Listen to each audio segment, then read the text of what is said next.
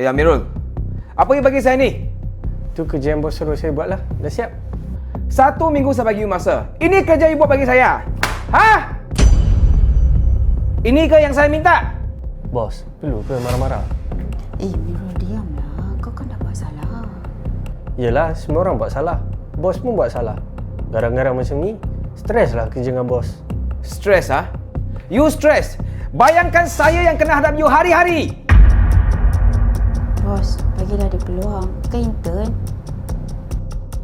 Masuk kerja lambat. Rajin ambil MC. Kalau you betul MC, saya okey tau. You pergi jalan-jalan Kalau mau tipu, pun tipulah pandai sikit. Ingat saya budak-budak lagi. First time masuk kerja. Najwa you dulu pun intern kan? Farah pun intern. Awin pun intern. Adakah lembik macam ni? Dengar baik-baik ya. Lagi you bagi mereka senang, lagi rosak masa depan mereka nanti. Bos kalau betul tak suka saya cari company lain. Bos kena ingat, saya ni muda lagi tau. Menjawab lagi. You jangan lupa you intern tau. Gaji you tetap saya bayar tau. Macam ni ke perangai awak? Tak boleh ke bayar sikit? Mirul, tengok aku intern dulu baru 700 tau. Kau bersyukurlah sikit. Bayar you datang kerja.